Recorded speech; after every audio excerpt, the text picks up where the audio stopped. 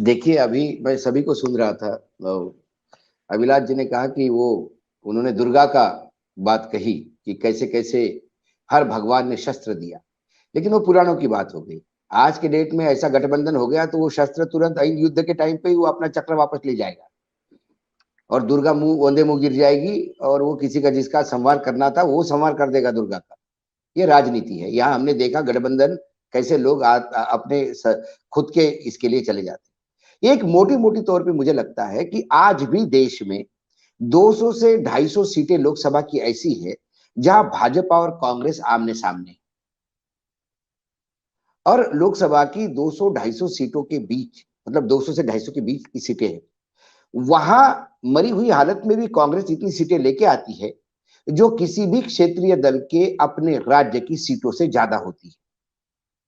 तो no doubt जो भी गठबंधन होगा, यदि बीजेपी पूर्ण रूप से सत्ता में नहीं आई, या मैं तो ये मानता हूं कि कल एनडीए सत्ता में आती है और एनडीए सत्ता में यदि 250 तक बीजेपी आती है, तो बाकी जो घटक दल है वो नरेंद्र मोदी जी के साथ नहीं जाएंगे, ऐसा मुझे अभी भी लगता है। क्योंकि नरेंद्र मोदी जी ने जो अपने घटक दलों के साथ जो व्यवहार रखा है, उस व्यवहार से सब आहत है। लेकिन अभी एनडीए के पार्टनर्स की कोई औकात ही नहीं बची, क्योंकि वो तो on the mercy of Modi ji है कि आप मंत्री है, अभी ये मर्सी पे है, आपकी जरूरत नहीं है, हमारे पास 300 से ज्यादा है। तो तब शायद कुछ बदलाव आएगा। दूसरी बात, जो भी गठबंधन आएगा, वो चाहे शरद पवार हो, सब हो, एक बात जरूर कहते हैं कि गठबंधन कांग्रेस नेतृत्व में ही होगा, क्योंकि कांग्रेस के पास सबसे ज्यादा सीटें हो। जो 2024 में मुझे जो दिखाई देता है सिनेरियो, जो विभिन्न राजनीतिक दल, क्षेत्रीय दलों के नेताओं से बात करने के बाद, मैं इस बात को बार बार फोकस करता हूं कि हम एक बात को भूल गए हैं कि जब से जीएसटी लागू हो गया है, सारी राज्य सरकारें ये केंद्र के सामने भिखारी हो गई है, कटोरा लेके घूम रही है। ऐसे में हर क्षेत्रीय दल को अब इस बात का महसूस होने लगी कि लोकसभा में हमारी अपनी ताकत होनी चाहिए। पहले बाय एंड लार्ज कई राज्यों में हमने देखा कि लोगों ने लोक विधानसभा तो अपने कब्जे में कर ली, लेकिन लोकसभा में ढील दे दी, क्योंकि उनको लग रहा था कि लोकसभा में जाके भी क्या करेंगे। लेकिन अब उनको समझ में आ गया कि यदि विधानसभा में भी हम रहे और राज्य भी हमको चलाना है, तो हमको लोकसभा में हमारी ताकत बढ़ानी होगी। और सब क्षेत्रीय दल ने यदि अपनी ताकत बढ़ा दी, तो फिर बीजेपी जहां क्षेत्रीय दल है वहां बहुत बुरी तरह से मार खाती दिखाई देती है। आज भी बीजेडी को कुछ कर नहीं पाई, आज ममता को हाथ नहीं लगाई पाई। तेलंगाना हो गया, आंध्र प्रदेश हो गया, तमिलनाडु हो गया, केरल हो गया, यहाँ पे उनकी घुसपैठ हो नहीं पा रही, क्योंकि एक क्षेत्रीय दल आज भी ताकतवर है। दूसरा क्षेत्रीय दल जो हम बात कर रहे थे, उत्तर प्रदेश, उत्तर प्रदेश में अखिलेश के 125 मिलना बहुत चिंता का विषय। अभी की बैठक हो रही है हरिद्वार में, वहां में हर गांव में शाखा खोलने की बात हो रही है उत्तर प्रदेश की, क्योंकि उनको लग रहा है कि ये 125 सीट जो विधानसभा की सीटें हैं, इसने यदि 10, 15, 15, 20 सीटों पे भी लोकसभा के डेंट मार दिया, तो ऑलरेडी हम 80 से 72 पे आ गए। 72 से यदि हम 55 पे या 50 पे आ गए, यदि उत्तर प्रदेश में ही हम 50 पे आ गए, तो बाकी राज्यों में हमें और तकलीफ होगी, क्योंकि एंटी इनकम्बेंसी है। और बीजेपी के पेतरे, जैसा अभी प्रोफेसर साहब ने कहा कि ये किसी भी उनके लिए कोई रूल रेगुलेशन नहीं है, चुनाव जीतना ये उनकी जवाबदेही है।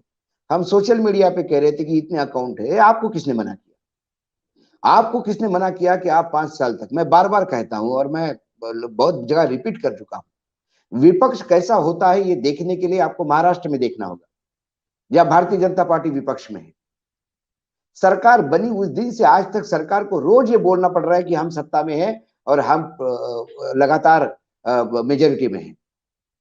ये विपक्ष की ग्रेटनेस है कि वो सत्ता पक्ष को काम नहीं करने दे रहा है, सत्ता पक्ष को लगातार आखाड़े पे खींच रहा है।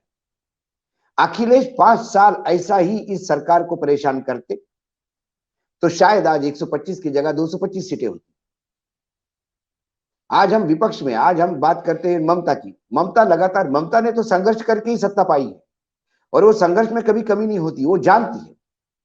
बीजू जनता दल ने 2017 में थोड़ी गलती की, जिला के चुनाव को बहुत लाइटली लिया, नतीजा 30% जिला परिषद के सदस्य भारतीय जनता पार्टी की जीत के आ गए, क्योंकि वहां कांग्रेस खत्म हो गई थी।